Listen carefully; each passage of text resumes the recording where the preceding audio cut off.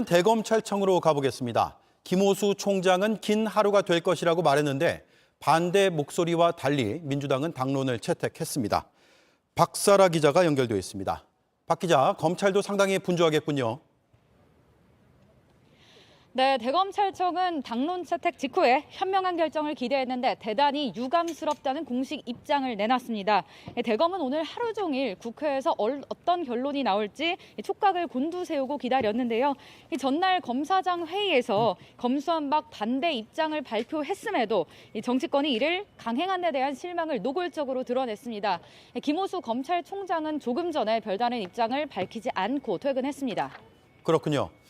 검사들의 거친 반응들을 며칠간 들어봤는데 오늘도 이어졌죠. 네, 그렇습니다. 검사들은 이런 상황을 어느 정도는 예상했다면서도 반발이 굉장히 거셉니다. 한 부장검사는 이 권력에 면죄부를 주겠다는 것이라며 이 검찰을 껍데기로 만든 것이나 다름없다고 했습니다. 이 법안이 국회 본회의를 통과하면 최후의 수단으로 이 김호수 청장이 직접 문재인 대통령에게 헌법상의 거부권 행사를 해달라 이런 요청을 하자는 의견도 검찰 내부에서 나옵니다. 네, 김호수 검찰총장은 앞서서 박범계 법무부 장관을 만났는데 어떤 얘기를 했습니까?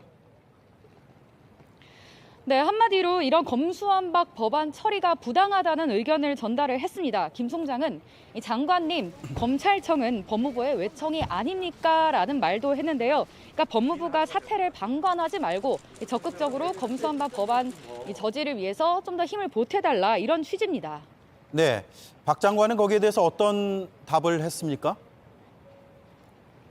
네, 박 장관은 갈 길은 먼데 날은 저물었다 이런 자신의 마음과 함께 검찰에 대한 염려를 전달했다고 밝혔습니다.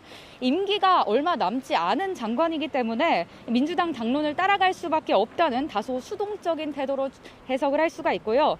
또 검찰이 직접 수사를 하고 싶으면은 공정성 확보가 먼저다 이런 입장을 강조한 것으로 보입니다. 검찰이 검수완박을 반대하는 근거라면서 자료를 냈는데 어떤 내용입니까?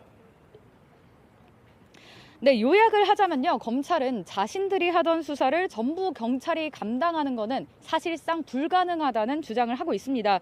이미 수사권 조정으로 검찰은 6개 중대범죄만 직접 수사를 할 수 있고요. 대부분의 수사는 경찰이 맡아서 하고 있는데요.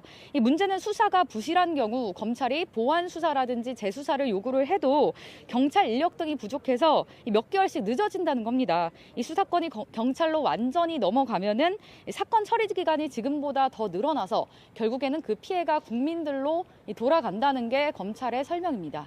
예, 박사라 기자가 대검찰청에서 전해드렸습니다.